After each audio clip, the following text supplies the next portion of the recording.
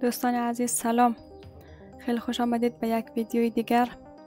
در ویدیوی امروز قرار است در مورد انواع حافظه کامپیوتر با هم دیگر صحبت کنیم. حافظه کامپیوتر که در آلمانی برایش کامپیوتر اسپایخر میگم، محل یا جایی هست که در آن داتین یا داده ها ذخیره نگهداری می شود. بعضی از حافظه ها که هست دائمی است، بعضی هایش موقت است که در آلمانی برایش کورس سایت اسپایخر و لانگ سایت اسپایخر میگه. کورس سایت اسپایخر یعنی حافظه های کوتاه مدت، لانگ سایت اسپایخر یعنی حافظه های بلند مدت. خب حافظه های کامپیوتر به چند دسته اصلی تقسیم می شود. قسمی که در اینجا می بینید انواع حافظه ها را حافظه به نام رم داریم، رام، کش و SSD یا هارد دیسک.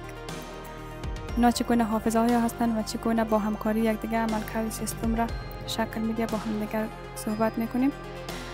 حافظه رم که در آلمانی برایش اربایت اسپایخر میگه، حافظه اصلی سیستم است. یک نوع حافظه موقتی است که موقع اجرای برنامه ازش استفاده میشه. در اجرای همزمان برنامه ها نقش اساسی دارد. مثلا زمان که شما روی یک پروژه کار میکنید یا می نویسید، در قدم اول روی رم ذخیره می شود. تا زمان در روی رم ذخیره است که کامپیوتر ما خاموش نشود یا برقش قطع نشود.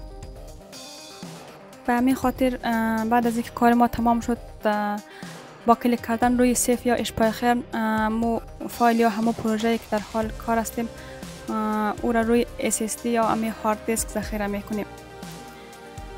حافظه بعدی حافظه رام است. رام در آلمانی برایش فست ورد اسپایخر میگه. یک حافظه خواندنی هست.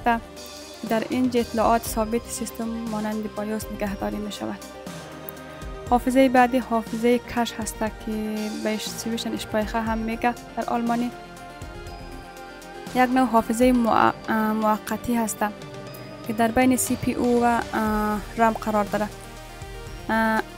CPU برای دستیابی سریع به داده ها از حافظه کش استفاده میکنه، چون سرعت بسیار بالای برخوردار است. حالا برای شما شاید سوال پیش بیاد CPU چی است؟ CPU یکی از اساسی ترین بخش دستگاه است. شما هر عمل یا کار را که روی صفحه نمایش میبینید، این نتیجه یک محاسبه عملیاتی در پردازنده یا همین CPU یا پروسسور هست که توسط سیستم عامل و برنامه کاربردی انجام میشه. حافظه بعدی حافظه SSD یا هارد دیسک است که برایش فست پلات هم میگه. این یک نوع حافظه است که در اینجا فایل ها و یا امی داتین به شکل دائمی ذخیره میشه. خب اخیرا روی حافظه های جدید هم کار صورت میگیره که به نام حافظه نیخت فلوخت که اسپایخر یعنی حافظه های غیر فرار یاد میشه و مانند امرم و درایدی اکسپاین. اینا حافظه های هستند که از سرعت بسیار بالای برخوردار هستند و قادر هستند که تمام داتین یا فایل ها و داده ها را بعد از قطع برق یا خاموش شدن سیستم هم در خود نگهداری کند. خب در این ویدیو یاد گرفتیم که چگونه این حافظه ها با همکاری یکدیگر عملکرد سیستم را شکل میده و دیگر شناختی از این اجزا یا همین حافظه ها باعث میشه که ما در هنگام خرید یا ارتقای سیستم تصمیم های بهتر و دقیق تر را بگیریم. خب این بود از ویدیوی امروز. برای اینکه ویدیو طولانی نشود، در مورد حافظه های دائمی در ویدیوی بعدی با هم دیگر گپ میزنیم.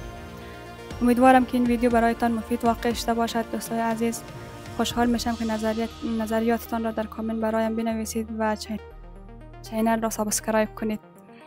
تا ویدیوی بعد شما را به خداوند یکتا و به همتا میسپارم. خدا حافظ.